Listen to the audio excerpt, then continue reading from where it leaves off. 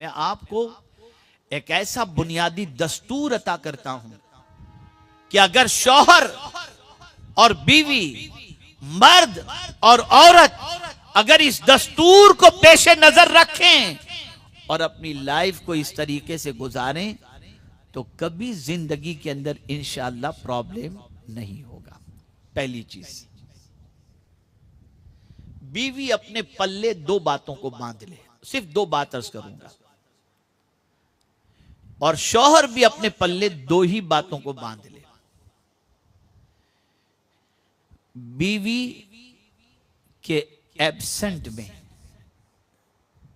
किसी के सामने अपनी बीवी की बुराई ना करे, पहली चीज। दोस्त हों या अपने घर वाले हों या अपने रिश्तेदार हों, अकेले में कभी किसी के सामने अपनी बीवी की बुराई बीवी के पीठ पीछे कतई तौर पर न करें। रिश्तेदार हैं, घर वाले हैं, मेरी बीवी तो ऐसी ये करती है वो करती है, कभी भी नहीं। और इसी के साथ जब कई लोग साथ में हों और बीवी भी हो तो बीवी की कोई बात बुरी भी लगे तो सबके सामने बीवी को जलील ना करें। ये बहुत अहम टिप दे रहा हूं। घर वालों के सामने, दोस्तों के सामने, रिश्तेदार के सामने अपनी बीवी की बुराई न करें और सबके सामने बीवी का डिसरिस्पेक्ट न करें। जब ये चीज होगी ना तो बीवी के दिल में अगर आपके सिलसिले में थोड़ी सी भी कोई कजी होगी ना तो आपके इस रवैये की बुनियाद पर वो कजी दूर हो जाएगी और वो कजी को अल्लाह मोहब्बत में तब्दील फरमा देगा। ये याद रखें। आप जिंदगी में आजमा कर देखिएगा, एक बच्ची को नसीहत की गई थी, वो बच्ची शादी करके गई और उसे भी यही कहा गया था कि अपने शौहर की बुराई किसी के सामने मत करना और लोगों के सामने अपने शौहर की मौजूदगी में शौहर का डिसरिस्पेक्ट मत करना। इस चीज का ख्याल रखना।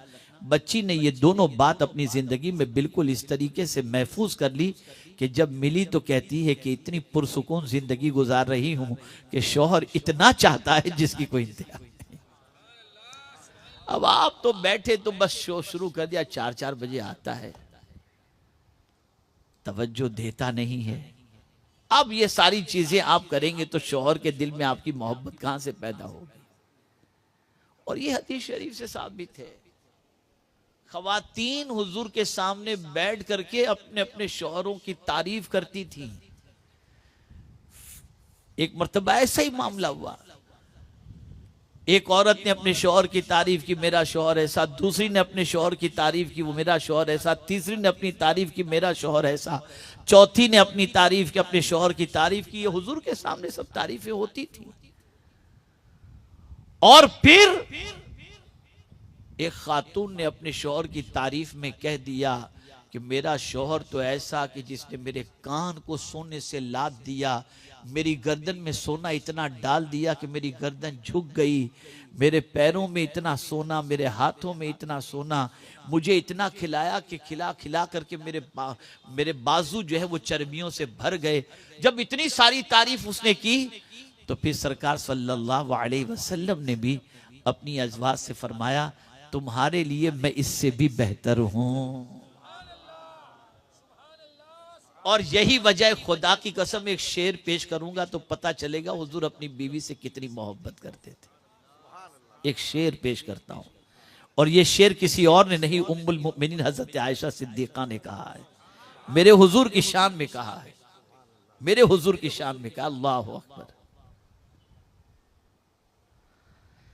आकाए करीम सल्लल्लाहु अलैहि वसल्लम के हवाले से उम्मुल मोमिनीन हजरत आयशा सिद्दीका रदियल्लाहु ताला अन्हा कहती हैं, अपनी सहेलियों से भी नहीं, सूरज को देखकर कहती हैं, सहेलियों से नहीं, सूरज को देखकर कहती हैं, ऐ सूरज तू तो सुबह को निकलता है, सारी कायनात को रोशन करके शाम को गुरूब हो जाता है, लेकिन मेरा सूरज ऐसा है कि रात को निकलता है। और पूरी कायनात के दिल को मुनव्वर व मुजल्ला कर देता है। ऐसे ऐसे अशार हैं उम्मुल मुमिनीन के सरकार की शान में कि आदमी अगर उसको पढ़े तो पता चले कि मियाँ बीवी की मोहब्बत कैसे होती है। अब ये सीरियल और हिस्पीरियल और ये सब हीरो और ये जीरो वगैरह क्या है इसके अंदर? इनको देख के तुम्हें क्या मिलेगा? अय्याशियां मिलेंगी, बाइक पर चिपक कर आवारा गर्दी करते हुए मिलेंगे, कार के अंदर छुप करके किनारे लगाकर बोसो किनार करते हुए मिलेंगे। यही सब वहां से सीखेंगे और ये करेंगे। लेकिन हुजूर की सीरत अगर पढ़ेंगे तो सही मोहब्बत का तरीका मेरे आका की जिंदगी से आपको मिलेगा। लेकिन पढ़ना ही नहीं है तो क्या करेंगे? ये टिप लेकर के जाओ, अकेले में मियां बीवी खूब तू मैं करो अगर कोई बात है तो, लेकिन किसी के सामने एक दूसरे की इंसल्ट ना करो। ये चीज जहन के अंदर बिठा लो। रिस्पेक्ट दो सबके सामने अपनी बीवी को, रिस्पेक्ट दो सबके सामने अपने शौहर को, और दोनों के एब्सेंट के अंदर किसी के सामने अपनी बीवी की या अपने शौहर की बुराई बयान मत करो। जब ये पोजीशन होगी ना तो जो लड़ाने वाले हैं ना वो ठंडे हो जाएंगे। कुछ लोग होते हैं जो शैतानी काम करते हैं, अरे तेरा शौहर तो यूं, अरे तेरी बीवी तो यूं, लगे रहते हैं इस काम के अंदर। उनका काम ही ये है, वो शैतान के चेले बन करके ये काम करते होते हैं। यही वो रिश्ता है। गौर से सुनिएगा, झूठ कितनी बुरी चीज है आपको मालूम है? कितनी बुरी चीज है।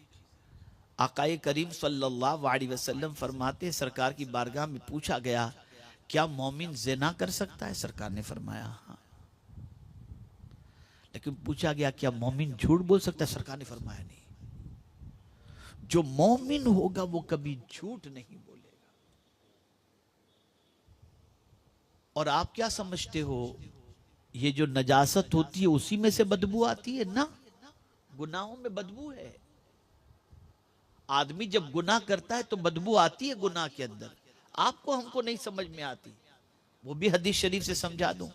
आकाए करीम सल्लल्लाहु अलैहि वसल्लम ने इरशाद फरमाया, जब कोई झूठ बोलता है तो उसके मुंह की बदबू से फरिश्ते 40 मील दूर चले जाते हैं। झूठ इतनी खतरनाक चीज है। लेकिन मियाँ बीवी के रिश्ते के सिलसिले में कुर्बान जाइए, हुजूर क्या फरमाते हैं? सरकार फरमाते हैं इन दोनों के दरमियान सुलह कराने के लिए अगर झूठ भी बोलना पड़े तो झूठ बोल दिया। यहां हुजूर ने इजाजत दी। अरे तू क्या बात करे, तेरे शो वो तो बहुत तेरी तारीफ करता है, वो तो जब मिलता है तेरे गुण गाता है। भले वो गुण न गाता हो, भले वो तारीफ न करता हो, लेकिन दोनों को जोड़ने के लिए हुजूर ने इजाजत दी कि तुम ये झूठ बोल सकते हो। और आज तोड़वाने के लिए आदमी झूठ बोलते हैं। कहां से ये सब सीखा है लोगों ने? तो ए रसूल आजम सल्लल्लाहु अलैहि वसल्लम के दीवानों, अर्ज करने का मंशा ये है कि कुछ टिप्स अपने जहन में रखो। शौहर की मौजूदगी में, रिश्तेदारों की मौजूदगी में शौहर का रिस्पेक्ट। सब रिश्तेदार बैठे हो ना, औरत को क्या चाहिए? सब रिश्तेदार बैठे हैं, अपने बाप भी बैठे हैं, अपनी माँ भी बैठी है, अपना भाई भी बैठा है, अपना ससुर भी बैठा है, सब बैठे हैं। पानी पिलाना है तो पहले शौहर को जाकर के दे। शरबत पेश करना है पहले शौहर को दे। जब इतना रिस्पेक्ट वो अपने शौहर की सबके सामने करेगी ना, भले झगड़ा करके अंदर से आई है, अगर कमरे में झगड़ा भी हो गया और रिश्तेदार सब आ गए हैं तो इस झगड़े का पता लोगों को नहीं होना चाहिए। औरत शौहर के सामने उसका सबके सामने रिस्पेक्ट करे। और ऐसे ही शौहर की जिम्मेदारी भी है कि कोई ऐसी बात हो गई हो और कुछ लोग आ गए हो तो ये नहीं कि मुंह चढ़ा करके बैठे कि सारी कायनात को पता चल जाए कि मियां बीवी में खटपट हुई है। नहीं, आप जब ऐसा करोगे ना तो अल्लाह इस झगड़े को मोहब्बत में तब्दील फरमा देगा, इस नफरत को मोहब्बत में तब्दील फरमा देगा, इस गलत चीज को अल्लाह ताला खत्म फरमा देगा। ये तरीके। दूसरी चीज, केयरफुल्ली लिसन। जब बीवी अपने शौहर को कोई बात कहे तो शौहर तवज्जो से सुने कि ये कहना क्या चाहती है। ये नहीं कि क्या पटपट करती रहती, जब देखो तब। नहीं, किससे कहेगी वो? बाप को छोड़ के आई, मां को छोड़कर आई, सहेलियों को छोड़कर आई, रिश्तेदार को छोड़कर आई। तुमसे नहीं कहेगी तो किससे कहेगी? सुनो गौर से उसकी बात। और ऐसे ही कभी कोई वो कड़क अंदाज में बात कर भी दे बिलफर्ज, तो उसके पीछे उसका मंशा तलाश करो कि नफरत से कह रही है या मुझसे कोई उसकी हक तलफी हुई है जिसकी वजह से कह रही है। होता क्या है कि आदमी जाहिर को देखता है, वो अंदर उसकी फीलिंग को नहीं देखता कि कहीं मुझसे कोई ऐसी बात तो नहीं होगी कि मैंने इसको इग्नोर किया जिससे इसका दिल दुखा और ये कह रही है। और एक और बात खास तौर पर अर्ज करूं, ये गुटखा, तंबाकू, गंदगी, सिगरेट, बहुत सारे लोग ये गुटखा तंबाकू खाकर अपनी जिंदगी गुजारते हैं। मेरी अहलिया को बहुत सारी बच्चियों ने फोन करके बताया कि हजरत से कहें तकरीर के अंदर गुटखा शौहर तंबाकू और गुटखा खा के करीब आता है तो मुंह से इतनी बदबू आती है कि करीब जाने को दिल नहीं चाहता। क्या ये हाल है? रसूल रहमत सल्लल्लाहु ताला अलैहि वसल्लम हमेशा मिसवाक का एहतमाम करते, हमेशा मिसवाक का एहतमाम करते। हमने कुछ सीखा ही नहीं, बस जानवर की तरह जिंदगी गुजारना है, बस यही हमारी जिंदगी है। ऐसे ही औरत को भी चाहिए कि शौहर कुछ कहे तो शौहर की बात को बिल्कुल तवज्जो के साथ सुने, गौर से सुने। कभी गुस्सा भी करे तो सुन लिया करे, इसलिए कि उसका गुस्सा भी टेम्परेरी होता है। और फिर जब गुस्सा ठंडा हो जाए तो अपनी बात उसके सामने रखी कि मेरी ये पोजीशन नहीं थी, मेरी ये नीयत नहीं थी, मेरा ये मकसद नहीं था, बात फौरन खत्म हो जाएगी। और ये टिप जहन के अंदर रखें, शौहर जब गुस्से में हो तो बीवी जो है वो एकदम बिल्कुल कुल होकर के रहे, सब्र करे और वक्त को गुजर जाने दे। गुस्सा जब ठंडा हो जाए फिर अपनी बात उनके सामने रखे। और ऐसे ही कभी बीवी को गुस्सा आ जाए तो उससे अपनी शरीके हयात समझकर उसके गुस्से को कबूल कर ले और उस वक्त वो भी ठंडा रहे, ठंडा आराम से चुप रहे, कुछ भी न कहे। थोड़ी देर के बाद उसका गुस्सा काफूर हो जाएगा।